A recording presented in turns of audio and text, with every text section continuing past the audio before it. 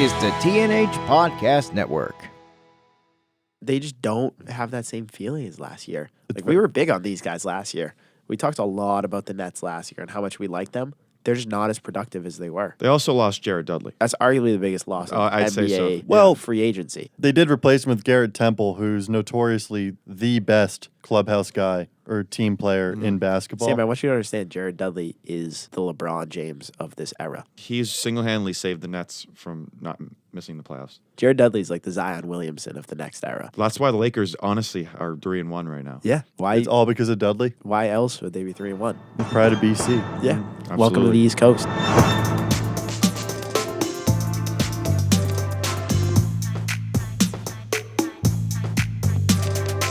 What is good, everyone? Welcome to the 5th episode of the second season of the HoopCats podcast on the TNH Podcast Network. My name is Sam Eggert, and I'm back here with the crew, Yanni Kokoris and Matt Erb. Boys, what's good? How are we on this fine evening? I'm so glad I don't have to share a mic with your smelly breath anymore. That's great.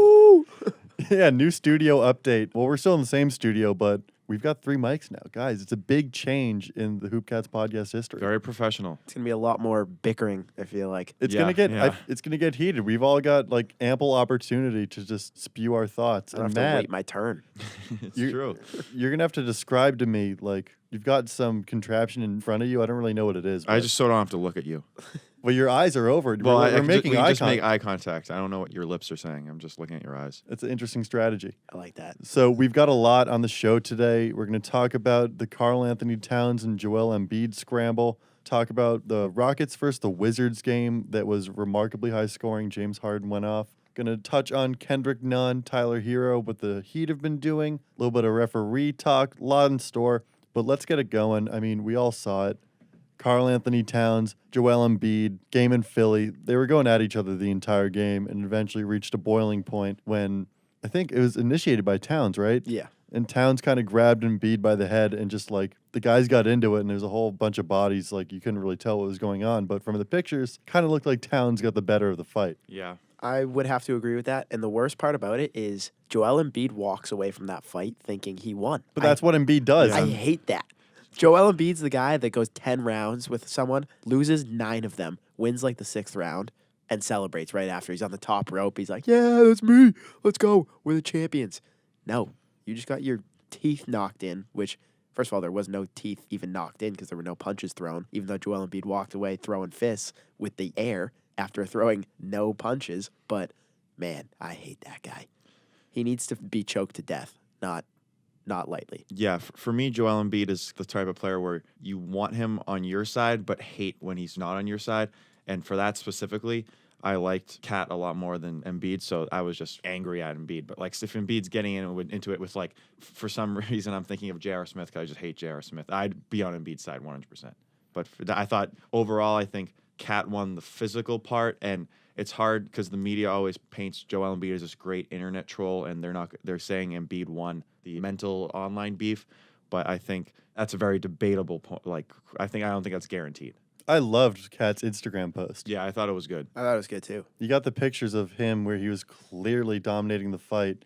And then his caption, like, I'm not much of a troll guy, but like, I got a kick out of the, what did he write? What was his caption? It was something that was like, It was like, I ain't no bitch, but it had like it had the uppercase, The letters, lowercase thing yeah. going where it's scrambled and Yeah, it's like yeah. that SpongeBob meme. Made me think of Yeah. that. It was kind of lit. Yeah, both players got 2 games, so neither of them really win when you think about it. But like, No. yeah, I think Cat looks like more of a badass than Embiid on the back end of this. But continuing with what Cat has been doing, you know, the first couple years of his career, he was a little bit more timid than we're seeing now. I think we're seeing a new version of Karl-Anthony Towns where he's just a lot more aggressive and like not only with his game, but just with the mental battles on the court. He's not afraid anymore. He knows how good he is. And I think he's really trying to exude that confidence. I love Cat. I loved him in college. I think he's a great NBA player. He's just one of those guys that, like, I can't get over how much he complains to the ref.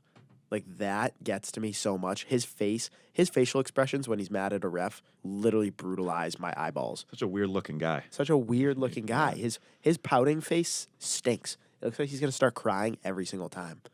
I just can't get past that. So what did you think of, did you see that his mom, Kat's mom, was in the stands and she gave him some sign language? Yes. What did you think of that? I I just thought it was hilarious. I don't get it. I just don't get it. I don't know. I don't get it. Also, part of that fight, we probably will get into this. Was Ben Simmons really a peacemaker in that whole thing? I'd give him a game. I don't think he was. I think he was. gets a He was game, in a. too. He was in a. He put Cat in a chokehold. Cat tapped out. Yeah. That was no. They can't. I think, and I know the Minnesota Timberwolves are arguing that. Yes. Right. So he might get a game. You never know. I mean, you can try and be a peacemaker all you want, but you can't put a guy in a head hold. No, Headlock. that didn't deserve a headlock No, whatsoever. not at all. Yeah. Absurd. Embiid wasn't even in the fight. He was out over by the bench at that point. Yeah. So what was even the point of that? No clue. You see that picture where Horford was just kind of standing like near the free throw line, just watching it go down, As Al Horford usually does. just being like, "I'm too old for this. I've played enough NBA games where I don't need to do this. Like, guys, chillax." Literally. I think this affects Minnesota a lot more because I think the Sixers can still win games. And I don't know who their opponents are, but I mean, their team is still good enough to win without Embiid, especially since they have Horford that can play the 5. As for Minnesota, unless Andrew Wiggins or T got a good game in them, I think they play Milwaukee in one of these games too. It's gonna be like, a tough road. and Minnesota's got- been playing well. They've Like, got the Wizards coming up, yeah, I mean, it's going to be a close and then one. Milwaukee. Yeah, so I don't know if they'll be able to win those 2 games. And they were off to a pretty good start for the most part. Yeah, Cat was especially. That was their first loss in, Yeah. in Philly. And Philly's now the only unbeaten team in the NBA.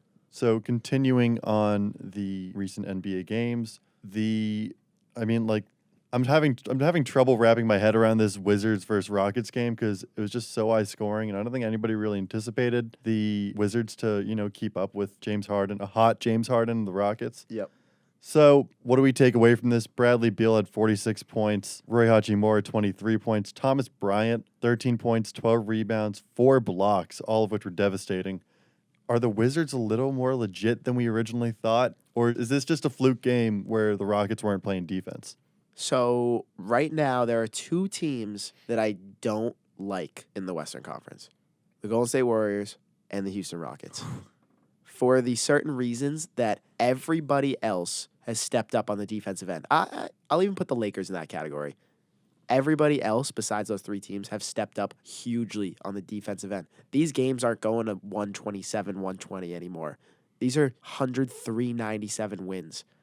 Defense has picked up tremendously, and I think that is going to hurt these 3 teams. You've seen it early with the Warriors. I think the Rockets have a higher-powered offense, which is going to save them more often than not. But I think an offense is only going to take you so far in this league this year. Yeah, for me, I took away that I really like Roy Hachimura, and this was more about bad Rockets than it was good Wizards. I agree. I still think it's undeniable that the pairing of Westbrook and Harden is working right now, at least offensively. I don't think it has necessarily anything to do with defense. I think that's a team thing and a D'Antoni thing. But that defense needs they can't be winning 159 to 158. Like, that's against the Wizards. You're not going to beat teams that play you hard on defense. No, they won't. They're not going to. It's going to be impossible because the other team's going to score, and then they're going to get stopped. Yeah, absolutely. That's how it's going And to I go. believe they play the Nets tonight, the 1-3 Nets. So we'll see how that goes too. Yes. Yeah, I agree with both of you guys. I don't like what the Rockets have been doing defensively. It's characteristic of Mike D'Antoni. But, Matt, you're totally right. Harden had 59 points, 3 rebounds, 9 assists. Russ had another triple-double. But it's just like their depth defensively doesn't stand out. Eric Gordon's not the same defender he used to be. And really past Thabo Sefolosha and Austin Rivers, I mean, like, look, they're throwing out Ryan Anderson, can't move. Ben McLemore, who's been a duty his whole career. And I get it, like Tyson Chandler, not really playing a lot of minutes, but I think he's a good addition to that team. he is, and I think they might need him to probably play more if they're struggling this much defensively. Yes. They are going to have an interesting season. With the way the NBA is going, you just can't get a jump on things early. No, not at all. The teams you think are bad play hard on defense. I mean, the Suns are playing unreal. We're not going to get into that game, but the Suns play hard on defense. Shout out one Aaron. word. Shout out Aaron Baines. Aaron Baines stepped up. That's one word though. That's coaching. That's Monty Williams right there. I think it's a little chip on their shoulder too. Yeah, I think it's a little bit I think absolutely Kelly Oubre is a good addition. Yeah. Devin Booker, Aaron Baines has been playing amazing for. Yeah, what I he was usually does. I was low on Oubre. You were definitely right about that because we argued a bit on if Oubre was legit. I think he can be a 20-point per game scorer. So Devin Booker doesn't have to score 50 or whatever. And Baines has been playing really well when Ayton's out. And Ricky Rubio I thought was really good too. They finally have a good point guard. He's the perfect addition. He is a perfect addition. So Suns playoff team, I'm not sure, but winning record this year possibly. I think it's a possible. They're competitive. They're worth talking about. The last 4 years they haven't been worth talking about. Yeah. Yep. It's looking like the Kings are kind of switching. And I think roles that's, with the again, Suns. I Which think that might be stinks. coaching. Yeah. They have good players. I couldn't believe they got rid of Dave Yeager after last season. I don't know why they got rid of him. He was great. Yeah. They had a really good team. They were starting to figure themselves out, and then all of a sudden, it's like All they, that momentum went out the door. Yeah, they messed with a good thing, and then they signed Luke Walton. Like, I'm not saying Walton's a bad coach, but he had his issues in L.A., and that's undeniable. I think now it's he's Evident. on the way of a bad coach. Yes. You think he lasts the season? The season, if they don't get a win in their first 15 games, or if they only get 1 or 2 wins, I'd give them a firing. I'd agree. Yeah. 15 games? De'Aaron Yeah. Fox, Buddy Hield, these people are legit. This is Well, Bagley's out too, but you and can then still Harrison work with Barnes is on there too. right, but this is still a playoff contender, like bubble team. So you can't be 2-13 after 15 and be satisfied. No, You You no know, way. the other thing that I'm thinking about with this team, like, their struggle is defensive. Yes. That's clear. Yes. Is Willie Cauley-Stein that big of a loss for them? Because that's his game. He's a defensive. He runs the floor and he plays really tough defense. Yep. Shot blocker. I mean, Yeah. it's, I don't know. You see it. Yeah, It's it's- definitely a missing piece. I know you want to get into ref talk, Sam, but I think we'd be committing a crime if we didn't talk about these Warriors right now. It's bad. Now that Steph Curry's out for possibly a minimum of like 3 or 4 weeks, possibly months. They might even sit him out for a few months, like just for like why bother? Because right now they're not winning. Like the Suns were up 42-17 in the first quarter of that game. Yeah. That's just ridiculous. And Yeah, it's simple for me with the Warriors. They don't have good players. You look at their No. starting lineup. They're throwing Glenn Robinson, who's been a fringe bench player for most of his career, struggling with Indiana, and I think he was with the Clippers for a little bit. And then past that, Kai Bowman, nothing special. Jordan Poole is a rookie who's very, very raw. Alec Burks, he can score, but he's not as consistent as you may want. And like Marquise Chris, he didn't play 2 nights ago against the Suns, but like they've been starting him, and he's one of the most. I don't want to be too brash with this, but he's one of the worst players in the NBA who actually plays. Yes. I see where you're coming There's from. nothing good in his game, and Steve Kerr's put him in the starting lineup, and it just doesn't make any sense. I don't think they'll be tanking. They'll attempt to really tank, but do you think it's a possibility? Yeah, for them? because Curry's hurt. Cur- Like, unless D'Lo gotta turns think it about on it, to that right. point where it's like he's as true of a number one option as there is in the NBA, I mean, like, they have to tank, because right now it's looking like a Devin Booker situation. You know, I said this on the podcast a few weeks ago. There could be a possibility where they might want to consider at some point trading Steph Curry, Draymond Green, just start the rebuilding process around D'Lo, or even trade D'Lo. Because I mean, yeah, they have Klay Thompson too, but I'm not saying they should do it. I'm just thinking that it's a possibility. Do you think they can just accept this as a lost year while they wait for Klay to recover? I say they just sit Steph Curry as long as possible. I think because Clay was out to start the year, you can consider it a lost year, potentially. If it was any other way, no. But we'll see. It's similar to the Warriors Nets. are weird, man. The Warriors are weird. They're Weird. Capital W and D at the end, just because I feel like it. It's weird, and another weird team is the Brooklyn Nets. Yeah, that is a really Ugh, weird team. So weird. I mean, we can dwell on Kyrie all we want, rightfully so, because there's a lot of issues that we especially will see and point out with these guys. That said, it's been the defense that's been the main struggle for them. They give up a lot of points. I think they're like the third worst defense in basketball right now. They gave up 118 points to the Pacers the other night. Gave the Pacers their first win. Yeah, exactly. Yeah. And these guys, like, they just don't look good. They don't look together. And what made them so good last year is that they were a continuative bunch. They were a team. There's continuity. They were a team. They played well together. They passed the ball. It wasn't all focused on one player.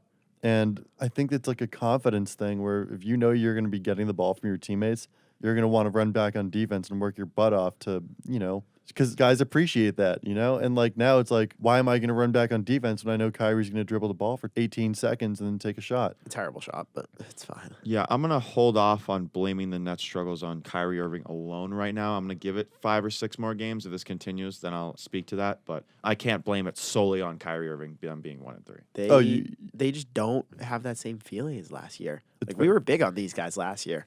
We talked a lot about the Nets last year and how much we liked them. They're just not as productive as they were. They also lost Jared Dudley. Yes. So that's big loss for them. That's arguably the biggest loss of I'd NBA say so. Well, free agency. They Jared did Dudley. They did replace him with Garrett Temple, who's notoriously the best clubhouse guy or team player in basketball. Sam, I want you to understand Jared Dudley is the LeBron James of this era. Yep. He's single-handedly saved the Nets from not missing the playoffs. Jared Dudley's like the Zion Williamson of the next era. That's why the Lakers honestly are 3-1 right now. Yeah. Why? It's all because of Dudley, Why else would they be 3-1? the pride of BC. That's a yeah. Welcome to absolutely. the East Coast.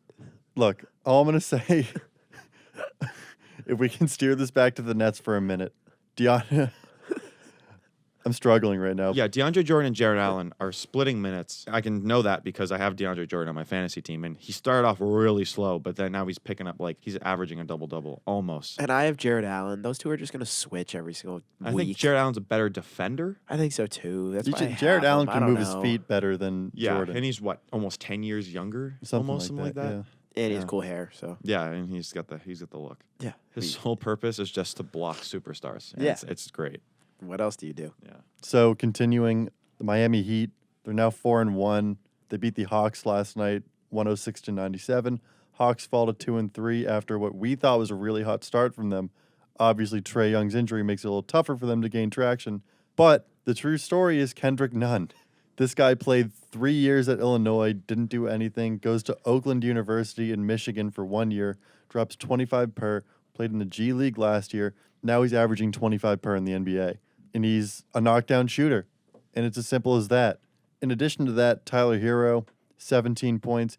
He's been averaging 15 plus. He's playing very, very well. And following that, Jimmy Butler has been the real story of this team, along with those two, because he's not taking a scoring role this year. He's focusing on helping out his teammates, passing the ball. He had 11 assists last night, 9 rebounds, 5 points, didn't take that many shots. Do you guys think that the Heat are actual contenders now? Because I think that they are, because especially with Bam Adebayo, too, who's looking like a potential most improved player. Yeah, he's looking. I agree. picked him up in our league as a free agent. Oh, he's looking really good right now. So my thing with the Heat is right now, they are guys being dudes, being bros, being just beasts. Kind of reminds me of the Nets last year a little bit. A little bit, yes. I feel like they have the pieces and they want to work hard. It's a They're good guys culture. who have something to prove. The Heat have been bad since LeBron left, and I think they're ready to take the turn. Yeah, I don't think anybody could have predicted that we'd be saying something like that about a Jimmy Butler-led team. Yeah, that Jimmy Butler isn't going to be cancerous on a team. That's crazy to me. This is the fit for him. I think so too. That's the butt. Yeah, that South Beach Magic is definitely helping out J-Butt. And they'll Yeah. probably, because we all thought, earlier at least, I think we all thought Indiana was going to be a solid 4 seed in the playoffs. We thought they would still be around. Miami, That's for sure. Miami could be as high as a second, third, or fourth seed, honestly. I think Boston has a little bit of the edge on them. We'll see when they play. But I think Philly's an obvious number one. And Milwaukee hasn't been looking too great sometimes. So do you think Milwaukee finishes ahead or behind the Heat? Oof, right now, I'm going to have to take the bold prediction and say Miami, just the way they play tough. And you see Giannis, I know we're going to get into the Celtics. He airballed 2 free throws in the last In a 5 row. minutes in a row. Like, That's hard to do. I don't know, maybe it's just a little slump or something, but he played really well the first 2 games, and then he hasn't played as well. For a guy who shot 1 for 8 in his high school varsity free throw career, I can say it's hard to airball 2 in a row.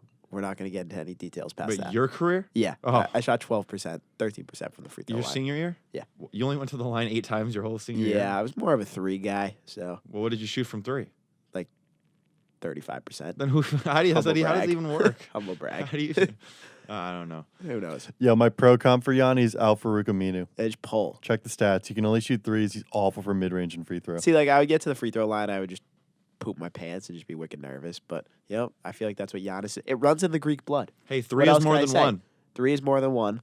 One's. I mean, if they're free, I don't like free samples anyways. I go to the mall. I don't take free samples. I don't know what's in those. Did Timberlane Gross. run a D'Antoni system where you just shot 3s? I wish I would have prospered. Yeah. Instead, I was not. But hey, you know what? Me and Giannis, we're Greek. We don't like free throws. We don't take charity. in this. Powerhouse in the paint. Yeah, we don't take Yeah. charity. Of So course. Yeah. we don't take that's free what we stuff. do.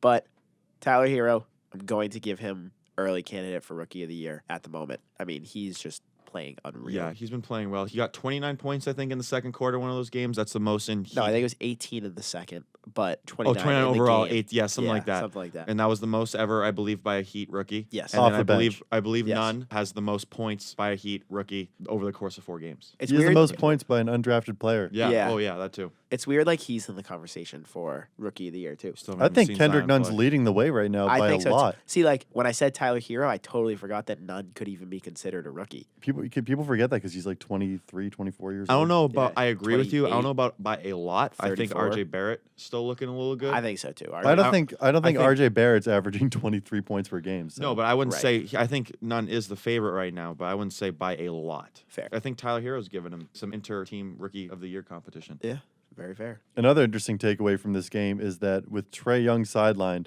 they put Cam Reddish in at point guard. Yeah.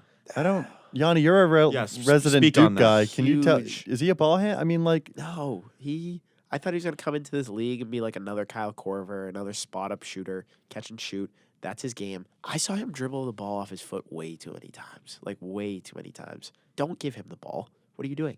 That's just preposterous. He's a catch and shoot guy. Let him catch, let him shoot. That is his job. He's more of a 2 and a 3 than a 1. Yeah. I didn't get that, and I don't even think he played that well. No, So not his role. That's Yeah. not his role. So yeah, he didn't do much, and it's weird because they were running with Reddish for 28 minutes, and they played Tyrone Wallace, who's their actual backup point guard, only 19 minutes. And I think let me check the box score to confirm this, but I'm pretty sure that Wallace was +9, Reddish was -18. yeah, awful. It's not even like, well, there's the modern idea of putting your best 5 out regardless of position, positionless basketball. Yep. I think that point guard's kind of the position. You struggle to play without one because you need a player that can facilitate and set up the offense that Like knows I think what they're you doing. can play small ball. I don't think you can play big ball. Unless you got like a Ben Simmons type Yeah, player. true, exactly. Or LeBron. The Sixers do it. Yeah, the Sixers do it. But you can't just be like, oh, let's throw my 5 tallest guys out there and try to win this game. No, Does not work. it's not going to happen. the Knicks are kind of doing that with 4 power forwards. Yeah, but they don't basically win. playing. Yeah, well, they don't win. So. It's true. It's true. So, yeah. But can we talk about the Celtics? Yeah, I'm itching. let's do it. Itching. Tell us, Yanni, what do you open it think? up. Okay. 2 takes on the Celtics. 1, the Celtics are never going to win or lose a game that is out of control. Not a single game. Let me They just are going to repeat what you lose. just said. The Celtics are never going to win or lose a game that is out of control. Correct. What does that mean? They'll never win a game by like 20 points while leading by 20 points for the whole entire game. So, like, they are never going to win a game that has been decided in the first quarter. And why is that the case? They just play to their competition, which is what I was going to Okay. get with my second point. They are going to play to their competition every single game. The bad teams, the good teams. They're not going to blow out the bad teams. They're not going to get blown out by the good teams. They're going to play to their competition every single game, and it's going to come down to their competition being like, hey, we got to step it up against these guys, or we are going to lose. You're right. So I think the good teams can step up and beat the Celtics, Yep. but it's going to take like that extra step, which Yeah. I don't think the Bucks had the other night. they definitely play up to their competition. And I think in the past few years they've been playing down. I hope Kemba Walker changes that a little. Yes. Again, I don't think they were going to beat Philly the first game. Philly's a think tough so. team. Also, the first game. is First just game, yeah. Kemba Walker didn't play well at all. No. So I And he think looks this great is now. a good looking team right now. Yes. Gordon Hayward's been playing well. Jason Tatum's been doing stuff. Jason Tatum looked Marcus great. Smart looked so good against the Bucks. Oh, that 19 steal that he points. had Oh, I know. against Giannis was Yeah. unbelievable. And when he fell on him, that was Yes. sick. They called him as for my a travel. favorite Oh, play. that was great. My favorite play. But I mean, Tatum stepped up big time. I don't know why Tatum can hit every single 3 he takes, but miss every single layup he takes. Layups are usually closer to the basket. I don't know if like most people here watch basketball, but when you take a layup, it's usually when you're right next to the basket, and he misses those. for High some percentage reason. shot. Yeah, he misses those a lot. But he takes threes, which are like not 3 feet away. They're like 18 something ish. Those go in the basket. Shot well from 3 that game. Great. Yeah. His buzzer beater to end the third was sick. And I mean, these guys are ready to go. I like the Celtics a lot. And I think guys are starting to figure out their roles. We're going to be good. Yeah. I think we're Gonna going to be be. good. This reminds me of 2 years ago. Yes. Almost. But the problem is, the Celtics are not going to let you go through a game without having at least 6 heart attacks. Yeah. Like, that's the problem. Yeah. It's so That's true. what I'm getting at the point where, like, they're never going to win or lose a game that's in or out of control. And Jaylen Brown wasn't even playing that Milwaukee game. Yeah. So Like, I don't see them blowing out teams. yeah, I don't Because see their it. defense is so good, but their offense will struggle at times. Yep. Like, I don't know what the percentage is, but through 4 games, I want to look at how many quarters they've scored less than 25 points. Yeah. Because it's interesting. I know the first game they had 0. I don't have the stats in front of me. They scored 19 points in the first quarter and 23 points in the second quarter against Milwaukee. Yeah, so there you go. 2 quarters without 25 points. Like, you can't get to 100 points if you don't score 25 points in quarters. Just if you're thinking numbers wise, you need 25 points a quarter. So you have to score the ball but their defense makes up for that. Kind of big time. reminds me of like the Warriors before they got really bad. But they play better defense. That's the thing I like. Well, it's the thing that like the Warriors usually it'd be a competitive game, first quarter, second quarter, and then they always hit the third quarter explosion. Yes. That's what we've seen from the Celtics so far. I don't know if that'll stay constant, but it's just an observation. Another observation that I had is Gordon Hayward is taking a real facilitating role, which I like a lot. Yeah. I think that him focusing on passing the ball and getting his other guys involved will open up the floor for him, get him shooting a higher percentage, which we can all appreciate. And he's also less hesitant, which is really beneficial for him. Now, this question goes out to both of you. Do you think the Celtics are the best perimeter shooting team in the East? I think they're better than Philly and Milwaukee. Yeah. You know, I can't give it past Milwaukee. I think Milwaukee shot worse in that game, but I think Milwaukee's a better perimeter shooting team overall. I like the Heat right now. Okay, that's For fair. perimeter shooting. Okay, that's fair. Yeah. Yep. Another thing I want to get into, I don't know if you guys watched the game. Semi locks up Giannis. Oh, that's a Locks up constant. Semi's Giannis. a great defender. He always has. I've been saying it since my freshman year of college 2 years ago that Semi was going to do this. He's nonstop. Is he taking the Locked Al up Horford Giannis. role almost with Giannis? Yes, and he is. Oh, Semi's It's not- so muscular. It's so cool. He's taking the semi role. Semi did the same exact thing in the playoff series against the Bucks 2 years ago, and Yes, we won. true. It was all semi. Yes, Yeah. I called that He out. was the World shutdown. Series. He's got Yes. the biggest biceps in basketball. Oh, I would love to arm wrestle him and lose. It'd be cool. Just for the thrill of it. Just Maybe the break break experience. your wrist on the process, but I Yeah, think it'd be I mean, worth it. Yeah, definitely worth it. Also, Daniel Tice is our best center as of right now. As of right now, that's the key. Yes, he's playing very well. Did he start I gotta that give game? him that. He did. Or did Time Lord start the game? I It was think Tice. I think he started. Yeah, Okay. but I mean, he's looked really good Yeah, defensively. where's Cancer at? Is he hurt? He's He is hurt. hurt. Yeah, he has a Okay. knee issue, I believe. Okay. So I obviously He'll- haven't even been paying attention to him. to be he'll get honest. back eventually. But if Daniel Tice keeps playing the way he's playing, I like him at center. Yeah, I I don't think- mind seeing Tice play like 25 minutes a night. Robert Williams needs some more structure to his game. He needs to marinate. He needs to get his feet under Yeah. him. He needs to learn how to do a defensive slide because right now he's just a vertical threat defensively. Good beef comes with a lot of preparation. Exactly. So, It's like a dry aged steak. yes, it has to be. Lob Williams. Also, yeah, I still hate the Time Lord. No, I nickname. don't like that either. I like I love it. Lob Williams better. I like. Can we both. make that official? I like On both. the HoopCats podcast, we say Lob Williams. We don't. No more Time Lord references. Can we stand by that? I never I know why they call him Time Lord. I just don't think it's fair to him that he made one mistake and now that's his whole That's name. a stick. Yeah. Yeah, And I like Lob Williams. I also just Fair. I think Lob Williams is just clever. I think it sounds really good. It rolls off the tongue well. Yep. Also, just got an update that Robert Williams will not be playing tonight. And say Can I why? say a Say reason? why? Doubtful with left hip bursitis. That's scary. Don't know what Can that you means. describe that injury at all? No, but I So, just I- whenever I I can hear something describe it. hip, I can describe get it. So, it's when you hula hoop aggressively. That's it. or is it when you do something else aggressively? No, it's just hula hooping. Okay. I'm hoping it's just hula hooping. Yeah. Interesting. So a couple other players I want to talk about. Grant Williams. We know I'm a skeptic. He played pretty well, and people are pretty high on him. Yeah, I saw. Where do you guys I stand saw on a him? stat. There's something about being plus minus or something about having a really good plus minus on the Yeah, we court. I like saw those. something like that. He was +3. We like those stats. Maybe not. I'm gonna. You guys. I'm gonna look this up because I thought I saw a stat something about him being. In One the thing I meantime, like- I'll read his stat line from 2 nights ago against the Bucks: 2 points, 2 rebounds, 0 assists, 1 of 4 from the field, over 2 from 3, didn't take a free throw, 1 foul, 1 steal, no blocks, 2 turnovers in 15 minutes with a +3. But he's not a stat line guy. I'm gonna say No, that he's now. not. Not And a I stat line acknowledge guy. that. It's never going to be on the stat line how well he plays. However, he does have a lot of hustle plays that people don't see. Like he had that one play where the Bucks got a rebound and tried to outlet it back towards their own basket, and he picked it off and threw it back. I gave a little bird stole the ball quote right there. It was sick. So here it is. And this was 2 days ago, so this was before the Milwaukee game. Grant Yep. Williams has a net plus minus of 23.7, and also the Celtics are 20.2 points per possession better with him on the floor. That's good. It's Can't. good. You can't deny that. No, I mean No. it's working out for him. I mean, I get he's undersized. Yeah, You can't ignore that. but I mean Draymond Green's also undersized. Yes. player, and he's really Draymond Green's 6'8". I think he's 6'6". I think he's bigger than Grant Williams. I'm saying he's bigger than. I'm just saying like undersized player isn't always. Is bad. Romeo Langford still dead? No, he played last night or Oh, 2 did he? nights ago. Against the Bucks, he did. Yeah, garbage time. Oh, that's when I tuned in Him and Javante got in. because I was watching the World Series too. So Oh yeah, Yeah, I was watching the World Series also. once that game was over, I flipped it over. But Carson Edwards too. Carson Edwards, I just can't wrap my head around yet. I get weird vibes from him. Do you follow him on Instagram? No. Do you follow him on Instagram? I do. Okay. He's got a weird look in all of his pictures. It's like a very Look it up. menacing Like he wants scowl. to hurt someone.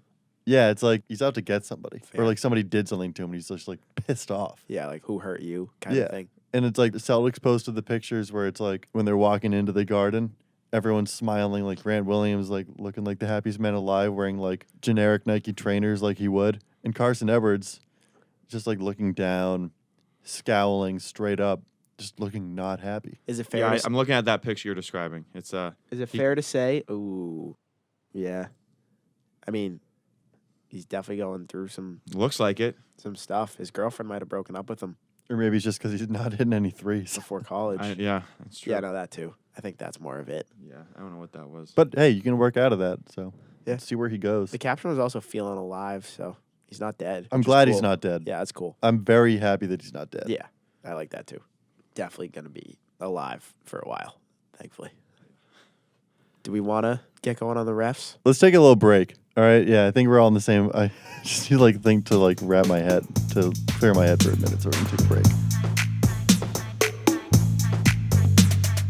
HoopCats will return after these messages.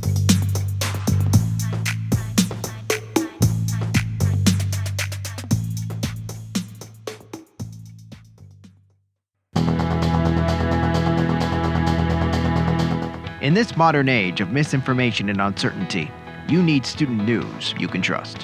Hi, I'm Ben Strawbridge, reporter and Senate correspondent for the New Hampshire, the University of New Hampshire's student-run newspaper, and if there's one thing I do best, it's telling the truth. We have been serving Wildcat Country since 1911 and provide the student body with the latest news, arts, sports, and opinion each and every week within the 24 pages of each and every issue. I've covered all kinds of things over the last 2 years, but no matter if it's a presidential candidate or simple community gathering, it all matters to you because you deserve to know the truth. We're always looking for new writers, so drop on by to our contributors meetings, Mondays at 8 p.m. in room 132 of the Memorial Union Building. We may lack windows, but contributing just one article a week for TNH can open up a world of possibilities. Who knows? One of you just might be the next Maggie Haberman, Peter Jennings, or Edward R. Murrow. Because in this age of fake news, needless lies, and hot takes, you can count on us, your fellow students, to give you the cold, hard truth. The New Hampshire, the student news of UNH, now and the future. New issues every Thursday with new content daily at tnhdigital.com. That's tnhdigital.com.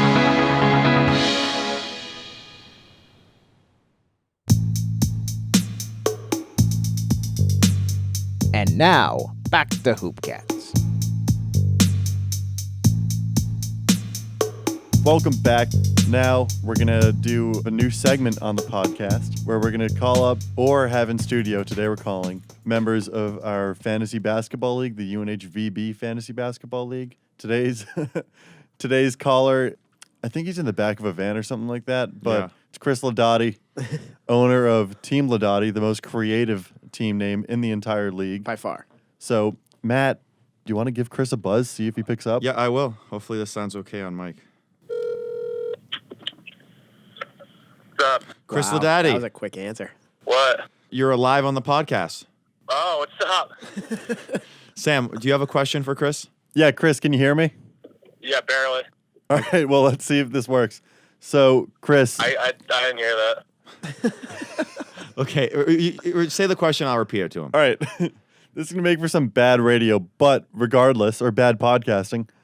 Chris, you're currently beating Team Roz 6-2. Not hard to do. Can speak from Yeah. experience. It's not saying that much, but what are your main takeaways from this week's matchup? What do you like about your team? What do you not like? So, yeah, Chris, you're currently beating Roz. I heard that, actually. I heard that. All right, well, go ahead. What do you got? Yeah, 6-2. Can't complain, but obviously want to get up to 8 now. There's a lot of guys hurt. What I like about my team, Anthony Davis was a great pickup, obviously. He got like 20 rebounds last night. Probably screwed up most of the other selection with my team, but, he's making up for it. Thought Tyler Harrow was a good pickup. He's going to get me some three-pointers. Chris, I hate to tell you, That's all I got. when my team runs across your team in future weeks, it's going to be a mess and just carnage. Yeah, for you. Yeah, okay, buddy. Listen, you ever heard of 300? They died, but they won. That's me. Yeah, Chris, you did have the upset over Alvin, which I know got Alvin really butthurt. Do you think you can pull that off the whole time with Roz? I'm not afraid of anyone in this league except for maybe Sam Eggert. Oh, wow. Yeah, that's right. Everybody in this league probably took Jason Tatum over Markelle Fultz, which I don't even want to get into right now. That's walking to class. But Chris, can I ask why? Because it seems like if things go the way, I'll have the best record after 2 weeks. Do you want to comment on why you're not afraid of my team? I beat you. I gotcha. Oh, interesting. Interesting take for sure. Wait, so Chris, what is it that you like about my team? What do you like about Sam's team? I don't know. You won like every category for the entire league last week. It's kind of tough. No. This is also against Ben Laycock, who has had a notoriously bad team. It's not even that. It's like I outscored everybody in everything. Yeah, you had a I great gotta first go. week. Chris. Okay. Chris, nice talking to you, and we'll have you in studio sometime. Yeah, for sure. All right, talk to you soon. Yeah. All right, that was Chris in the back of a van. Sounded like he was in a van. Kind of sketchy, but it's all right. I think he lives in it. I think he lives in a van down by the river. Something like that. Yeah. And he drinks I think he drinks 3 liters of coffee a day, something like Yeah, that. It's yeah, kind of close. disgusting, but It's it's what he close. does. I don't know. So overall, disgusting human you being. do what you got to do. To Yeah, it's survive. weird. Yeah. It's weird. And for a little bit of context for the matchup of Team Ladati versus Team Roz, Chris is winning field goal percentage by 0.02 of a point. He's losing free throws by 0.02 of a point. He's up 27-25 in threes. He's up 167 to 118 in rebounds. He's down 2 in assists, 68-66. And then he's killing Roz in steals with 31 steals to Roz's 8. Yeah, that's a 31 is an absurd number for steals. That's good. That's really high. Yeah, that is really high. And then in blocks, Chris has 24, Roz has 7. And then points, Chris is outscoring him 369 to 239. Yeah, well, Chris also has Jimmy Buckets, who had 6 steals last night, so that obviously adds into it too. So one question, and we'll have him on the pod later, but Team Laycock, or I Laycock is the name of the team. I mean, man, do they suck. He's had a unlucky turn of events, It's a having Steph Curry dumpster out. fire, to say the least. I think his team's better than Team Roz, though. Yeah, I mean, at full health though, I think Roz might be a little better, but again, that's provided he has Kristaps Porzingis is healthy. Victor Oladipo. Oladipo, Zion Williamson, Kevin Love is a big if. So And then, well, you look at Team I Laycock. He's got Stephen Curry, who's out, Paul George, who's out, Yep. and then Kyle Kuzma is making his debut tonight. oh, he is making his debut tonight. Awesome. Yeah, They're still going to lose, so who cares? yeah, I have no confidence in Kuz. Ugh, Me neither. I'm not Are a they Kuz playing? guy. They're playing Dallas. Yeah, I think Dallas is. Gonna I've never been a Kuzma guy myself, so see how Porzingis can match up against Anthony Davis. I'm I think he'll excited. shut him down. Porzingis is great. You think Great player. Porzingis is gonna shut down AD? No, but I want to believe it. I don't think All right, he's definitely that's not going to fair get enough. 40 points, 20 rebounds. That's for sure. I think Yeah. AD goes for like 45 and 18. In a loss. He's gonna, yeah, they might lose, but I don't know if they're. I don't think Porzingis it will not let him get 45. I don't agree. I just don't think Porzingis has his legs under him to the extent where he can stop a guy like AD, like by any He's means. a lot bigger than. I mean, stronger wise. He'll push him around a little. AD is way stronger than Yeah. Porzingis. It's like not close. So I think that he'll get bullied, and I think AD's also a lot quicker and more spry and everything. I don't even know if they'll have Porzingis matched up on AD. Probably be a Dwight Powell thing. Yeah, we'll see. Is Dwight Powell healthy now? Is he? I don't. Let me check. I don't. Last I checked, he was not healthy. Regardless, Lakers will lose by 25. Do you believe in Dallas, or do you just think you just hate the Lakers? Just hate the Lakers. You know me. Powell, He is healthy. His first game was against Denver. yeah. Yeah. He only And played 13 apparently minutes. you dropped him. Says Thursday, October 10th. Dropped to waivers by Hingle McCringleberry. Yep, that is me. Thank you. Yeah, you want to elaborate on your team name for a little bit? Because in the draft, there's a little bit of typo action. Yeah. Your team was Hingle McCringe. Yeah, as people know, didn't have the most successful draft day, even though my team is prospering at the moment. Started out- Prospering. You barely beat Roz 5-2 to 1. prospering is still winning. So, it's all about figuring out what works for your guys. They needed the name change. They needed Hingle McCringleberry to step up. Honestly, for some reason, it was the first thing to pop into my brain when I was typing in my team, which is kind of weird because I'm not sure if you've seen the East-West Bowl, but that's where the name spawns in from. And I haven't seen the East-West Bowl in about 6 years. So it was kind of an interesting spawn in for my team name. But hey, If it ain't broke, don't fix it. Yeah, and you have 4 really good players in Harden, Leonard, Siakam, and Kyrie Irving. Yeah, those guys are good. So, like, those are scores and rebounds, it's even steals, I think. Yep. I don't know why it happened. It's just because, field goal percentage and free throw percentage are just so random sometimes. So. I don't know why Kawhi was ranked 33rd on ESPN rankings. Those but rankings make no sense. I didn't get him 'Cause of the until games he plays. 3rd round. Because of the amount of games he plays. You think I care? No, and that's why. I know you got Harden in the first round. Yep. I went Harden, Kyrie, And then Kawhi. And then Kawhi, and then Siakam, I think. Siakam shouldn't have dropped as low as he did No, also. and it was mine. It was all mine. Yeah, no, you got That's You me got eating up Harden, Siakam in the Siakam. 4th round. you got Harden, Siakam, Leonard, and then Kyrie. Oh, even better. Cool. I'll take And it. honestly, Siakam's looking really good. Really good. Really good. I'll take it. I love my team. Love everything about them. He'll be an all-star. I will be an all-star. Yeah, you know who else is looking good for the Raptors? Fred VanVleet. Fred VanVleet. No, somebody that I picked. Kyle Lowry's been all right. Fred VanVleet's been up and down. Yeah, true, I guess. Lowry's been doing all right for me. He's been a pleasant, last pick for me. So Okay. I'm appreciative of K Low, if that's even his nickname. Yeah, we're going to... Yeah, he'll get you assists, and he's averaging like 20 points a game. It's good. Can't complain. Good. Yeah, Cannot complain. For drafting 81st, it's good.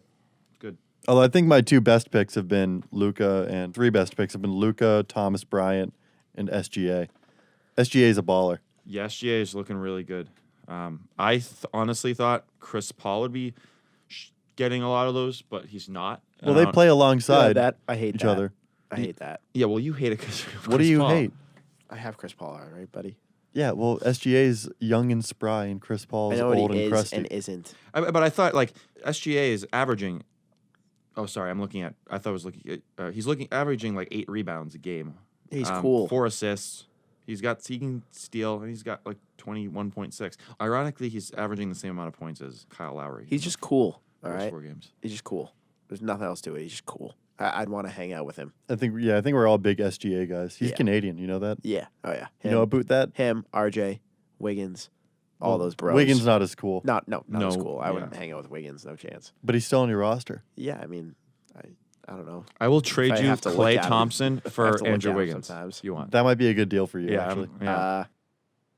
I'll give you Paul Pierce instead. Okay, you know what? Oh, can we talk about that? So one of Matt's other leagues, we're doing the draft. I'm helping him out. We get to the last pick, and it's like knowing Matt and how he plays. He's a big add drop guy, and he likes to have players where he doesn't feel bad about adding and dropping. Yeah. So I had the idea that he draft Paul Pierce with his last pick. I don't know. Is that funny? I thought No, that'd be that was really funny, but it's just I figure, and then I just ended up going with Klay Thompson. It works to the same effect But for it was novelty a little purposes. different. Yes. It's just I couldn't put Klay. I could put Klay in IR. I can't put Paul Pierce in IR, unfortunately. Yeah, so exactly. that's exactly. And then I just actually ended up dropping Klay Thompson because I put Willie Cauley-Stein in the IR, even though he played Wednesday, but he's still saying he's out, so I can leave him in there. So I don't know, but Yeah. also we saw that Kevin Garnett was still on the ESPN league. I get you were trying to whip and dab at the same time, but Yeah, yeah. little nay. Yeah. You do what you have to do. Yo, it's lit, fam, right? Is that what the kids say nowadays? Yeah. Yeah. You do a dab, Something you get along lit, those. and then you fam. I don't know. Yeah, I'll hit It's a the little low. confusing for me. I'm a little Yeah. too old for that. That's all right. Yanni, do you have any words for Alvin? Because he was supposed to be here today to talk about his fantasy team, and you're actually matched up against him Yes. right now. So I'm beating him 6-2. Alvin, Should I call him? if you're listening. I think he's at work. No, we already have one guest. We Yeah, don't need yeah. another. Oh, you're right. You're right. Going to let Alvin know. You can't run. I mean, You can run. you can run. You can't hide. Okay, well, you you can run. If you couldn't run, that would suck. Yeah. I would just feel bad for you at that point. But you can run. Yeah. But you can't hide. Yeah, you can't. I mean, you'll be in last. Well, actually, Duffy and I'm pretty sure Duffy and Laycock will be in last Yeah, you're place. definitely gonna be in the No, bottom half. Duffy and I are tied 4-4 right now, actually. I think that's. I don't think that's your team playing bad. I think it's his team playing well. Well, my team's been doing all right. Just that Duffy had a couple of guys explode. Yeah, Sam, we're matched up next week. We got to be. Well, that's going to be a good topic. I think it's a finals preview. Yeah. It's yeah. weird because I'm sitting right here I know. That's why I said that. in my chair. Yeah, so the With my own league, so the mic. league right now is set up because we're in the same division, right? So the league is set up in the sense that the playoff rankings aren't based on the best record; they're based on within like the division, right? So like right now, because you're Do all 8-0, teams make the playoffs? no, too? just the top 6. All right, cool. So the bottom 2 will not get anything. They'll have Gotcha. their own losers bracket. Gotcha. It'll be a good thing. I like my team a lot. I'm sure you'll see a trade between me and Alvin. Man, I'm not going to speak on that right now because I don't want to, especially since my toughest opponent is to my right. So we'll see what that's all about. Yeah, for those who aren't in studio, that's me. Left, right. Oh, yeah. I'm actually pointing to Benny Buckets over there. Yep, fair.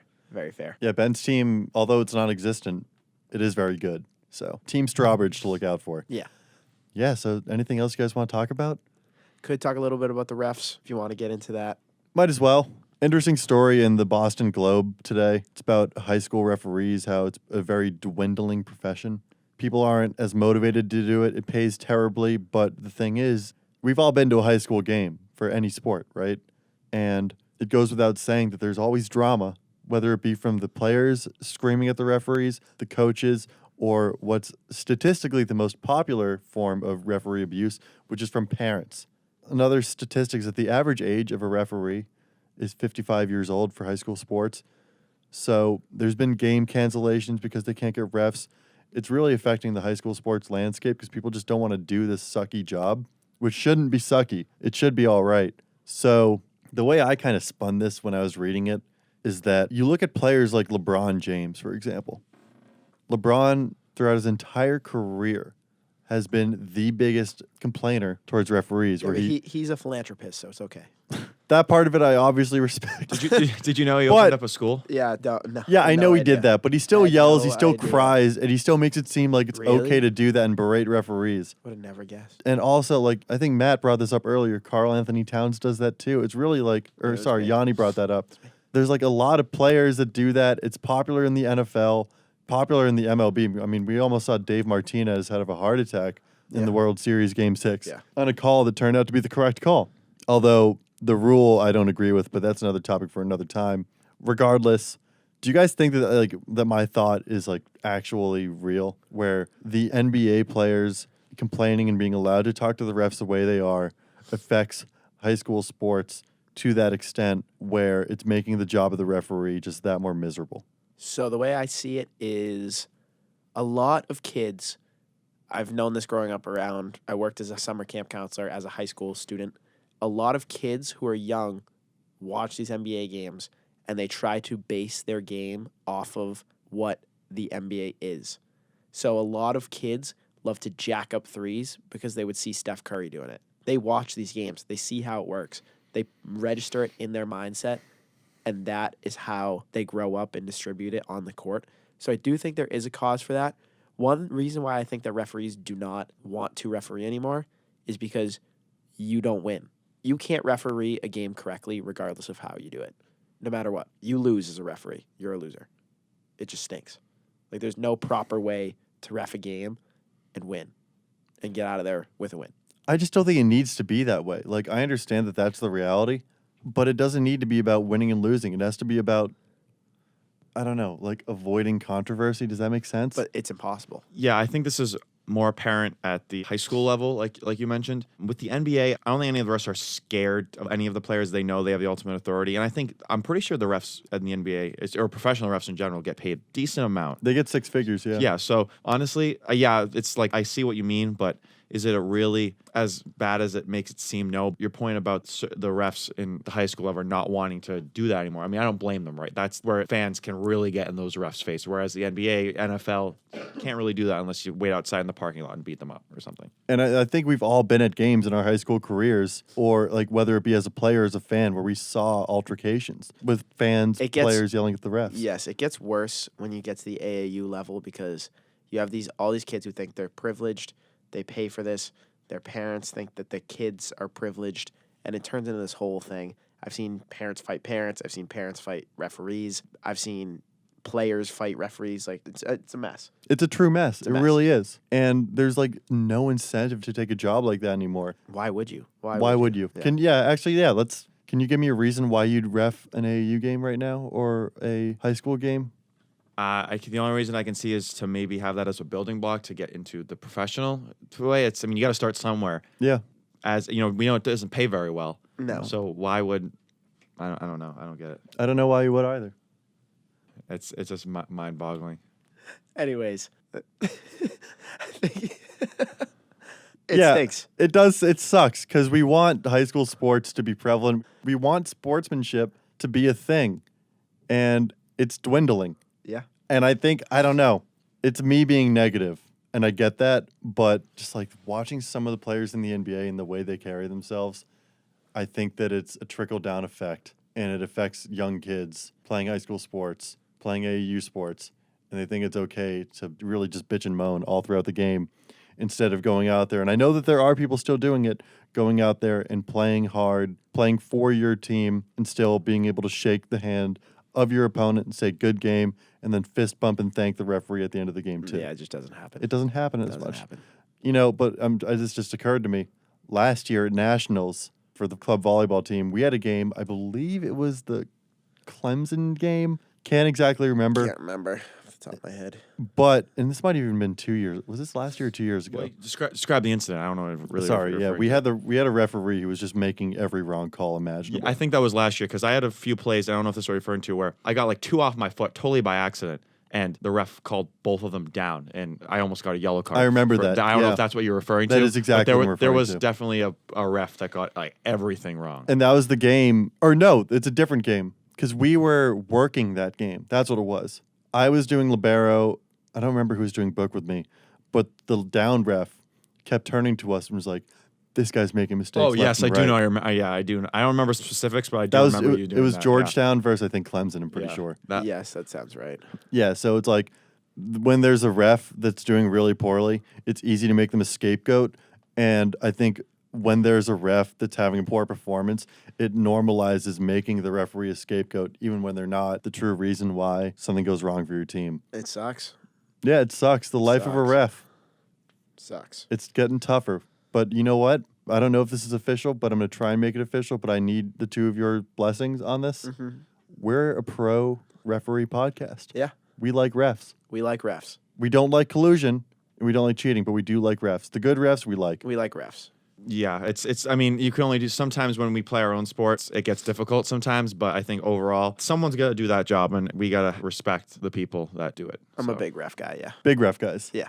I think that's a good ending point for the podcast today. Yeah. Shout out Dave Carson, the Yeah. ultimate referee. Oh, yeah. Technically, we're all refs, so. We are all refs. We're all certified. Well, I'm a volleyball certified ref. intramural volleyball ref here at the UNH too. Yeah. No, I Matt. I got yelled at yesterday by someone. What happened? So, typically in real volleyball, right? So we play, you're not allowed to block a serve, right? Yes. Of course. But the people told me, because it's a little different, right? I'm not allowed to call doubles on certain things because, Yeah. every play would be called a double. Correct. But they told me that if I usually let a quote unquote block on the serve go if it crosses the plane, because you have a lot of tall people like pushing it over on the first one. Yeah. But if like they're literally going up and stopping the serve from going over, I'll call that a block on the serve. But if it goes over and they push it back, I won't call it. It's intramurals. That's sometimes all people can do, especially the girls. Yeah. And I had one kid. And remember, we know the good volleyball players here because we're on the team. We had some kid. It was actually, I'll mention his name after. I'm not going to put him on the podcast on the spot like that. But there was a certain player that we both know that tried out that was on this team. He wasn't the one who yelled at me, but his friend, and because he thought he was the best player, and all he was doing was passing the ball over the first time, and he tried to tell me that that's a block on the serve, and I just told him, yeah, how about you stick to it, playing the game, and I'll stick to reffing, and we'll see what happens. Yeah. Because I'm actually allowed to give out yellow and red cards. Let's so. go, refs. Have you carded anybody yet? No, unfortunately, I haven't gotten the opportunity to. Because most of the time, like I ref all the girls' games sometimes, and they get so happy with like a ball that goes over on the first one. So like it's very funny to watch when we know the sport so well. So it's honestly sometimes a lot of fun for me to just see how bad and unathletic some people are. Love that. Got to appreciate the intramural sports. Absolutely. All right, now that actually wraps it up for the podcast. I'd like to thank our producer, Benjamin Strawbridge. I'd like to thank Miguel Euler Castillo for the intro and outro music. Outro, I like that. I'd like to thank my co-hosts, Yanni Kokoris and Matt Erb. I'd like to thank the refs of the United States of America. I'd like to thank God for giving me the opportunity for doing this podcast. I'd like to thank the refs, too. I appreciate them. We appreciate them. We're a pro referee podcast till the day we die. Yep. Go refs. Check us out on Bandcamp. Check us out on Instagram. YouTube too. YouTube also, exactly. Good night. Bye. Where's the mouse? Well said. Originally recorded at WUNH Studios at WUNH FM 91.3, Durham, New Hampshire. This has been a presentation of the TNH Podcast Network.